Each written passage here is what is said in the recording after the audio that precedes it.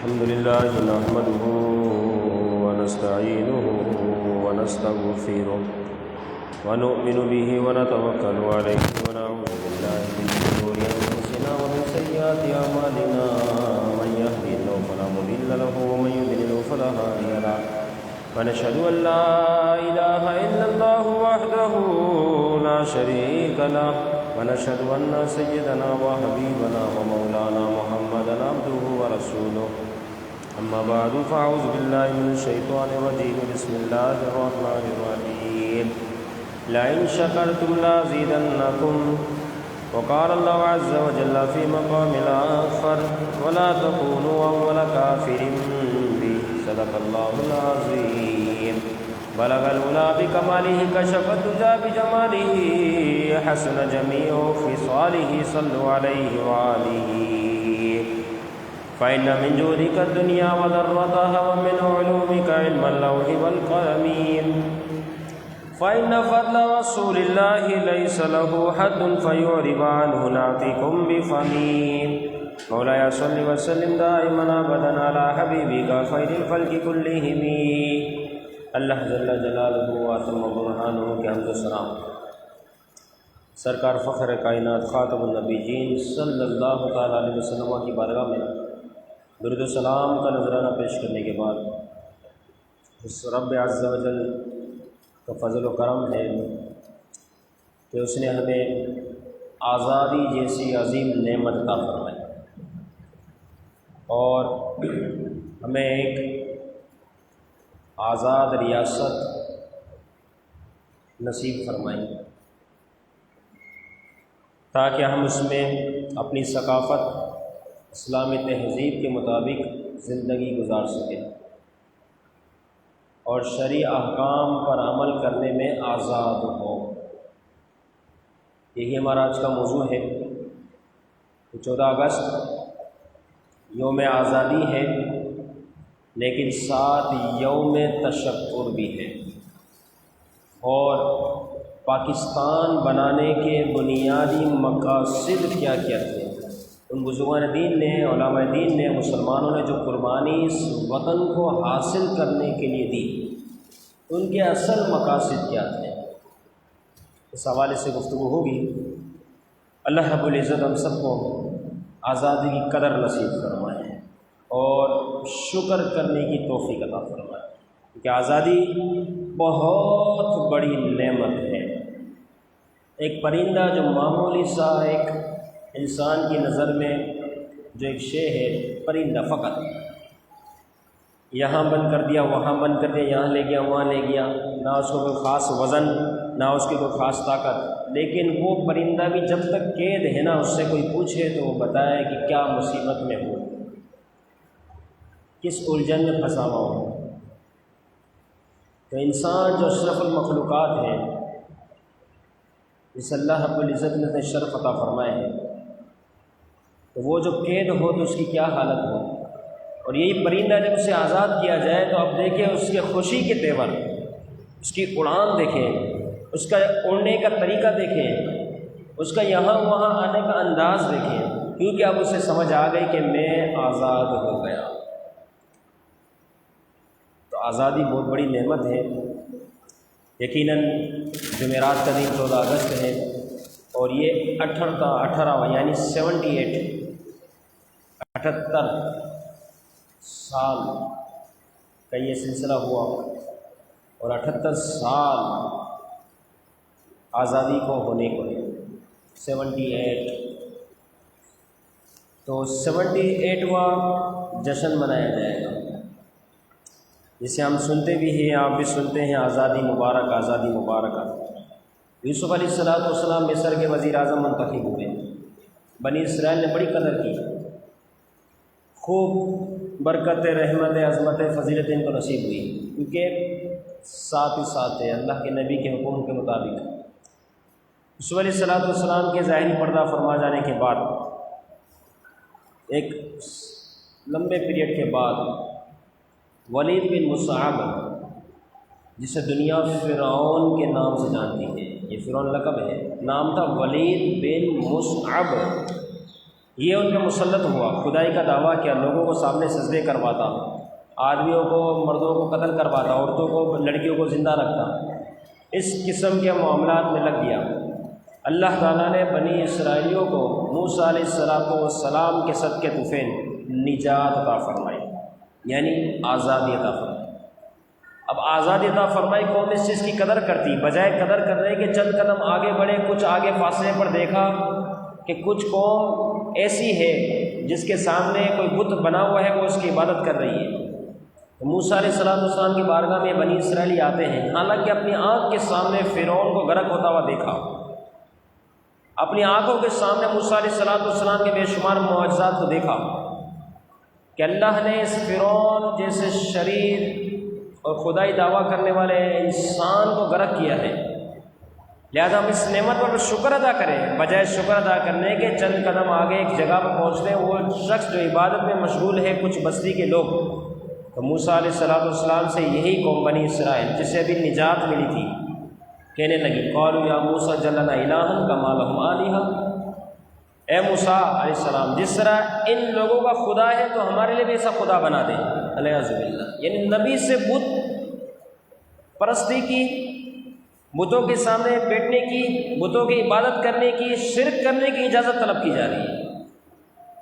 کتنی بڑی گستاخی آپ سمجھیں کہ یہاں آزادی ملی کہ یہ نعمت ہے، اس کی قدر کرو، یہاں قدر کرنے کے بجائے اور گندا کام ذہن میں آ گیا۔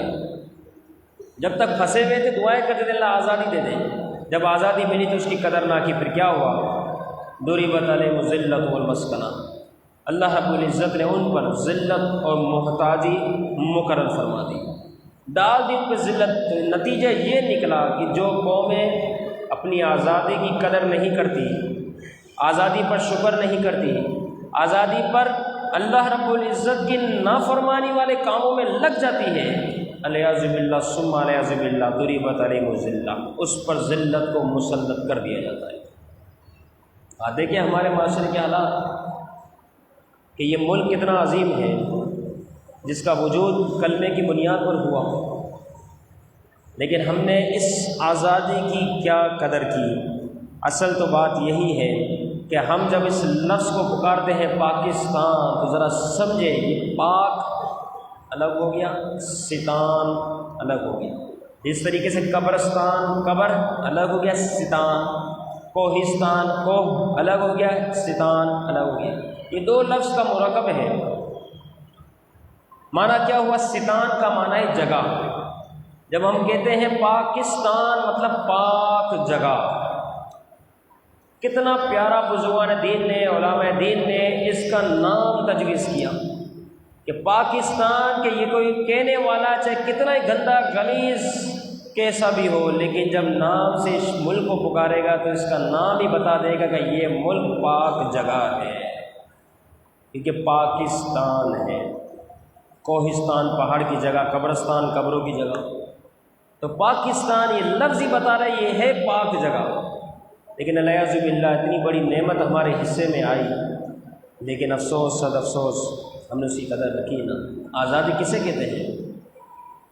بڑے جشن منائے جا رہے ہوتے، خوشیاں منائی جا رہی ہوتی ہے۔ اب دیکھیں آزادی کہتے کسے ہیں؟ آزادی ایک قوم کسی دوسری قوم کے ماتحت نہ ہو، اپنے ہر معاملات میں آزاد ہو، دوسرے کا حکم اس کے لیے کوئی اہمیت کا حامل نہ ہو کہ کوئی اور قوم اس پر حکومت چلائے گی، نہیں، یہ تمام چیزیں نہ ہو، فرمایا اسی کو تو آزادی کہتے ہیں کہ کوئی اور اس پر مسلط نہ ہو۔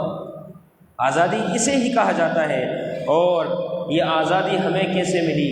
اس میں بزرگان دین کی، علماء دین کی بڑی بڑی دعائیں شامل ہیں، بڑی بڑی۔ عبدالعلیم میٹھی رحمہ اللہ، جسے قائد اعظم رحمۃ اللہ تعالیٰ علیہ نے سفیر مقرر فرمایا تھا، اسلام کا سفیر، پوری دنیا میں پاکستان کے بارے میں بتایا جائے، ہم آزاد ریاست چاہتے ہیں، اس کے بارے میں بتایا جائے۔ تو یہ جب روضہ رسول کے قریب پہنچے مدینہ المنورہ میں، وہاں پر پہنچنے کے بعد ضیاء الدین مدنی رحمہ اللہ سے ان کی ملاقات ہو گئی۔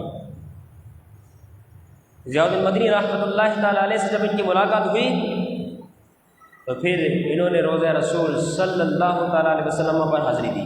اب دیکھیں یہ ملک کیسے حاصل ہوا، وہاں پہنچ کر حاضری دی اور رسول اکرم صلی اللہ تعالیٰ علیہ وسلم کی بارگاہ میں اپنا مقدمہ پیش کیا کہ یا رسول اللہ مسلمان چاہتے ہیں ایک آزاد ریاست ہو، ہندو الگ قوم ہے، مسلمان الگ قوم ہے، مسلمان چاہتے ہیں کہ انہیں عبادتوں کے حوالے سے، رہن سہن کے حوالے سے آزادی دی جائے، ثقافت کو اپنا سکے، اسلامی تہذیب کے مطابق وہ چل سکے، لہٰذا اسے آزادی چاہیے۔ پھر یہ دعا کرنے کے بعد عبدالعلی میٹھی رحمہ اللہ کے پاس آتے ہیں حضرت ضیاء الدین مدنی رحمہ اللہ، اور ساتھ ہی فرماتے ہیں کہ اب پاکستان بن کر رہے گا، دنیا کی کوئی طاقت پاکستان کو بننے سے نہیں روک سکتی۔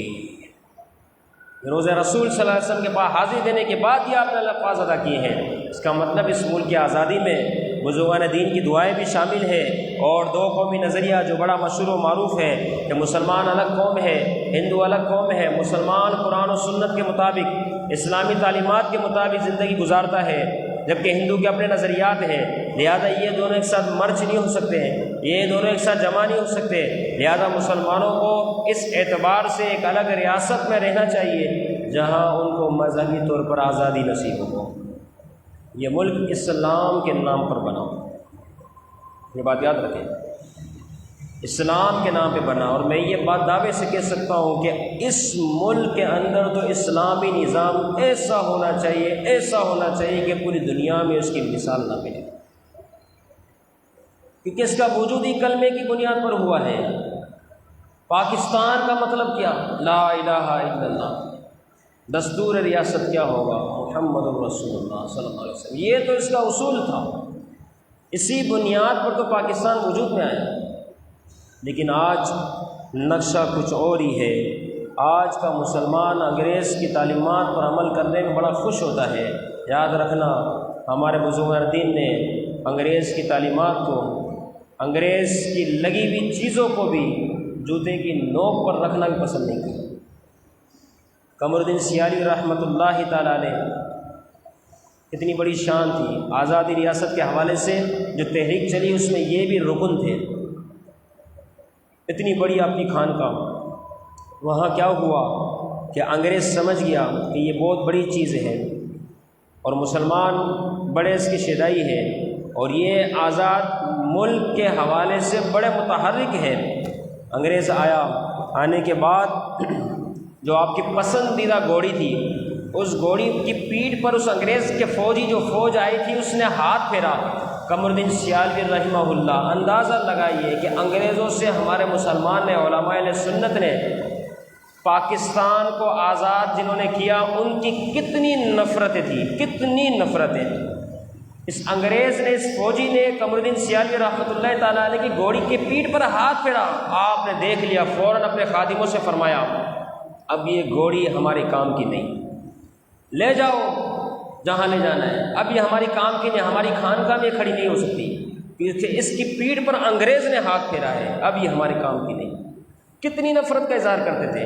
اسی طریقے سے ایک انگریز کا شخص کوئی آیا اور آنے کے ساتھ آپ کی خانقاہ کے کسی برتن کو ہاتھ لگا دیا، قمر الدین سیالوی رحمہ اللہ نے فوراً فرمایا اس برتن کو پھینک دو، توڑ دو اس کو، یا آئندہ کسی کے استعمال میں نہ آئے، کیونکہ اس پر انگریز کا ہاتھ پڑ گیا۔ حالانکہ ملک آزاد نہیں ہوا تھا، ان کی حکومت تھی، پھر بھی ان سے کتنی نفرت کا اظہار کیا جاتا تھا، کیونکہ ہمیں ایک الگ ریاست کی ضرورت ہے جہاں پر صرف اسلامی قوانین ہوں گے۔ ان لوگوں سے دور تک ہمارا کوئی واسطہ نہیں ہوگا، بلکہ مسلمانوں کو اللہ نے بڑی عزت عطا فرمائی، سارے ہمارے غلام، سارے ہمارے نوکر، کیونکہ مسلمان کے پاس ایمان ہے جو سب سے بڑی نعمت ہے، سب سے بڑی دولت ہے۔ پھر اس کے بعد انگریز سمجھ گیا کہ کسی صورت میں ہمارے ہاتھ میں آنے والا نہیں، تو اس کے لیے مذہب کی بنیاد پر جو ان کے نزدیک برطانیہ کا سب سے بڑا ایوارڈ تھا، سب سے بڑا ایوارڈ جو دیا جاتا ہے، ہز ہولی ہنس، یہ ایوارڈ کا نام تھا، ہز ہولی ہنس، اتنا بڑا ایوارڈ، تو انہوں نے اس کے لیے قمر الدین سیالوی رحمہ اللہ کو منتخب فرمایا، اور ساتھ ہی ساتھ نوٹیفیکیشن جاری کیا۔ یہ نوٹیفیکیشن آپ کے پاس پہنچا، آپ نے فرمایا کہ جس کی میں غلامی میں آ گیا ہوں، مجھے سب سے بڑی نعمت، سب سے بڑی دولت، سب سے بڑا ایوارڈ تو اس نے عطا فرما دیا ہے، تیرا نوٹیفیکیشن میرا کسی کام کا نہیں، تیرا ایوارڈ بھی میرا کسی کام کا نہیں۔ اسی وقت پھاڑ کر آپ نے پھینک دیا۔ اتنی مقدس حیثیت تھی، اس طریقے سے انہوں نے پاکستان کو حاصل کیا کہ انگریزوں سے اتنی نفرت تھی۔ آج کا مسلمان انگریز کے طرز پر چلتا ہوا نظر آ رہا ہے، اپنی زندگی اس کے طور طریقے پر گزارتا ہوا نظر آ رہا ہے۔ کہاں ہے رسول اللہ کی تعلیمات؟ جس مقصد کے لیے اس ملک کو بنائے گا وہ کہاں ہے؟ پاکستان کو بنانے کا مقصد اتنے لاکھوں لاکھ لوگوں کی قربانیاں، یہ مقصد نہ تھا کہ یہاں آزادی کے بعد خرافات ہوں گے، کرپشن ہوگی، چوری ڈکیٹی ہوگی، زنا خوری ہوگی، حرام خوری ہوگی، سود خوری ہوگی، شراب یہ وہ نہ جانے کیا کیا جو دنیا میں کہیں نہیں ہوتا وہ یہاں ہوتا ہوا نظر آئے گا، نہیں۔ تو اس کا اصل حاصل ہونے کا مقصد ہی فوت ہو گیا۔ یہ بات سمجھے آپ کہ 30 لاکھ کے قریب مسلمانوں نے قربانیاں دی۔ یہ آنے والا دن جمعرات 14 اگست یہ کوئی چھوٹا دن نہیں، 30 لاکھ مسلمانوں نے قربانیاں دی۔ اس کے اندر 22,000 تو علماء دین تھے، 22,000، اتنی بڑی تعداد، اتنی بڑی قربانیاں۔ تو یہ اس طریقے سے اگر دیکھا جائے تو یہ 14 اگست کا دن اتنے بڑے بڑے لوگوں کا یوم عرس ہے، عرس کا دن ہے، کیونکہ اصل ہم مقصد پاکستان اس کو بھول گئے، تو پھر عرس کا دن کیسے یاد رکھیں گے؟ کتنے خرافات ہوتے ہیں، کیا کیا اس دن ہوتا ہے، الیاذ باللہ ثم الیاذ باللہ۔ مقصد کیا تھا پاکستان کو حاصل کرنے کا؟ چند اگر مقصد میں گنواؤں کہ اسلامی تہذیب میں مسلمان آزاد ہوگا، یہ اس کا مقصد تھا پاکستان بنانے کا۔ اسی کے ساتھ اسلامی ثقافت میں ہو گئے، اسی طریقے سے اسلام اس ملک میں نافذ ہوگا۔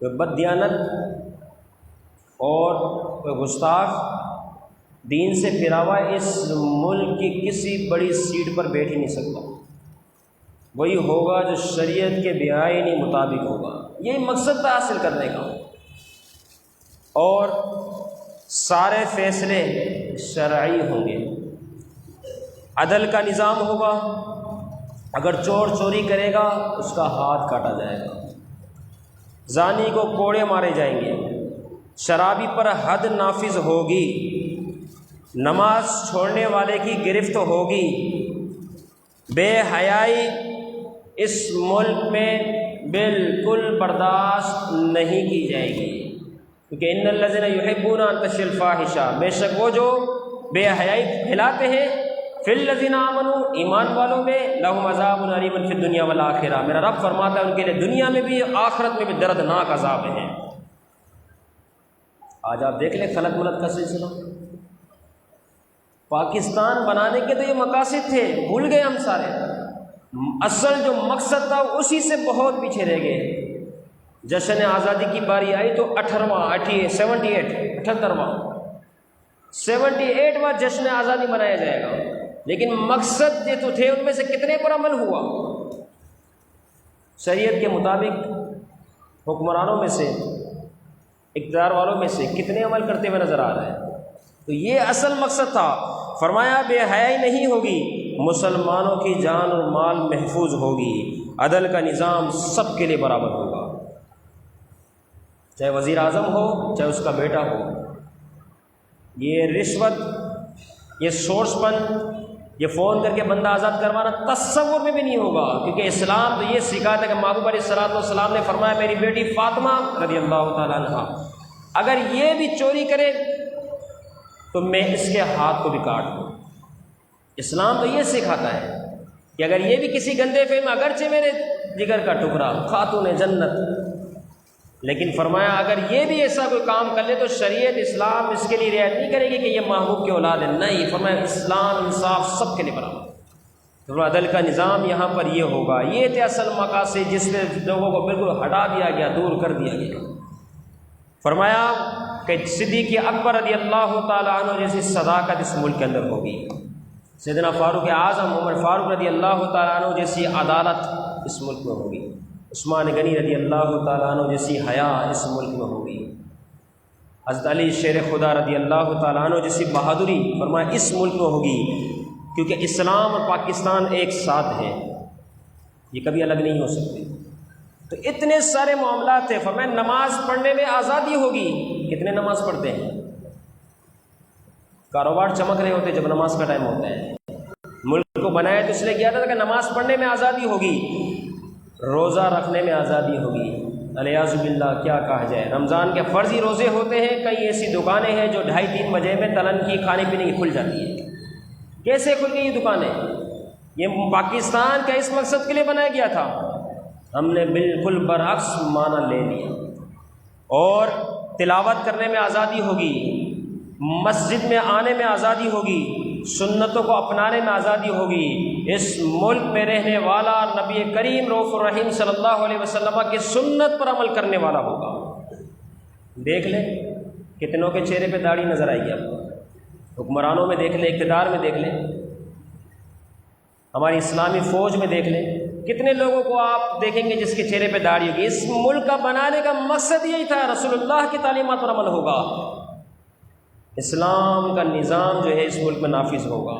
لیکن آج دیکھیں، ہم دیکھتے ہیں بظاہر اور ہی سلسلہ ہمیں نظر آتا ہے، بالکل برعکس معاملات ہمیں نظر آتے ہیں۔ امامہ شریف سجا ہوا ہوگا، نہ تو ٹوپی تو ہوگی، تسبیح ہوگی، خوب جو ہے عورتوں کے لیے پردے کا اہتمام ہوگا۔ یہ سارے اس ملک کے مقاصد تھے جس کی غرض سے اس ملک کو حاصل کیا گیا۔ لیکن آج ہم دیکھتے ہیں کہ جہاں پر یوم آزادی کا معاملہ آتا ہے کہ یوم آزادی ہے، یہ یوم تشکر ہے، رب عز و جل کی بارگاہ میں شکر کرنے والا دن ہے، تو بجائے اس پر چلتے ہوئے کہ ہم رب کی بارگاہ میں شکر ادا کریں، اللہ تو نے اتنی بڑی نعمت ہمیں عطا فرمائی کہ آج ہم غلام نہیں ہیں، آج ہم آزاد ہیں اور اسلامی طور طریقے کے مطابق زندگی گزار سکتے ہیں، تو ہم شکر ادا کرنے کے بجائے آج دیکھیں معاشرے میں طرح طرح کے خرافات لگ گئے، کوئی کس گندے کام میں ملوث ہے، کوئی کس گندے کام میں ملوث ہے، یہاں تک کہ اب جمعرات کا دن ہوگا، یوم آزادی کا دن ہوگا، یوم عرس ہے، جیسے بات آپ کو بتائی گئی، اب عرس کا دن ہوگا، قرآن مجید پڑھا جائے، اصالہ ثواب کیا جائے، بجائے یہ سارے کام کرنے کا آپ دیکھیں گے ہمارا بچہ، ہمارا نوجوان باجا بجاتا ہوا نظر آ رہا ہے، ون ویلنگ کرتا ہوا نظر آ رہا ہے، نغمے گانوں کے ساتھ، میوزک کے ساتھ یہ بجاتے ہوئے نظر آ رہے ہیں۔ آپ دیکھیں انگریز نے ہمیں کیسے آسانی سے مشن سے ہٹا دیا۔ یہ دن تو وہ تھا کہ مسجدوں میں اعلان ہوتے، حکومتی سطح پر اعلان ہوتے کہ آج کے دن ہم اتنی نوافل ادا کر کے اپنے علماء دین، اپنے مسلمان بھائیوں کو اصالہ ثواب کریں، لیکن یہ توپیں چلائی جا رہی ہے، باجے بجائے جا رہے ہیں، ون ویلنگ ہو رہی ہے، گانے ہو رہے، میوزک بجائے جا رہے ہیں، نہ جانے ہمارا ذہن، ہمارا تصور ہم کس خیالی میں کھو گئے، ہمیں کیا ہو گیا۔ یہ آزادی کی نعمت ہم منا رہے ہیں، مسلمان کبھی آزادی کی نعمت کو اس طریقے سے منائے گا؟ مسلمان تو رب کی دی ہوئی چیز کی نعمت جو اس نے عطا فرمایا اس پہ شکر ادا کرے گا۔ یہ کون سا شکر ہو رہا ہے؟ یہ تو کفران نعمت ہے، یہ تو رب نے جو تمہیں نعمت دی تم اس کا مذاق کر رہے ہو۔ مسلمان کی تعلیمات یہ نہیں ہے، یہ ملک اس مقصد کے لیے قطعاً نہیں بنایا گیا تھا، اسلامی تعلیمات کے لیے بنایا گیا تھا۔ اس قسم کے گندے گندے گناہ، عجیب و غریب خرافات، نہ جانے کیا کیا شے اس دن ہو جاتی ہے آپ اور میرے تصور سے باہر۔ تو ہم سمجھ لیں کہ ہم اس نعمت کی کتنی ناشکری کر رہے ہیں جو رب نے ہمیں عطا فرمایا، لہٰذا اس کی شکر گزاری کی جائے۔ ان باجوں سے، ناچ گانے سے، خلط ملط ہونے سے، ون ویلنگ سے، یا آرن بجانا، نہ جانے کیا کیا خرافات ہیں، کیا کیا گنوائے جائیں، تو ان سے خود بھی بچیں، اپنی نسلوں کو بچائے۔ یاد رکھیں آپ اپنی نسلوں میں کیا چھوڑ کے جا رہے ہیں، یہ دیکھا جائے گا۔ اگر ایک گھرانے کے اندر کوئی ایک حافظ بن جاتا ہے، آپ یاد رکھیں اس کی نسلوں میں حفاظ کرام بننا شروع ہو جاتے ہیں۔ اگر ایک خاندان میں ایک فرد عالم بنتا ہے، اس کی نسلوں میں علماء بننا شروع ہو جاتے ہیں۔ اسی طریقے سے اگر ایک کسی نے گندا کام ایجاد کیا تو اس کی نسل در نسل اس گندے کام میں ملوث ہوتی رہے گی۔ تو ہمیں چھوڑنے ورثے میں کیا چھوڑ کے جا رہے ہیں، لہٰذا اپنی نسلوں کو بتائیں۔ 14 اگست یوم آزادی ہے، یوم تشکر ہے، رب کی بارگاہ میں سجدہ ریز ہوا جائے، ان مسلمان کے بارگاہ میں بالخصوص ایثار ثواب کیا جائے جنہوں نے اپنی قربانیاں دے کر، اپنی جوانیاں لٹا کر اس ملک کے لیے کہ اسلام کے نام پر یہ ملک بنے، مسلمان اس میں آزاد ہو، اس کے لیے قربانیاں دیے، تو انہیں ایثار ثواب کیا جائے اور ہر قسم کے خرافات سے بچا جائے۔ اللہ تعالیٰ ہم سب کو عمل کی توفیق عطا فرمائے۔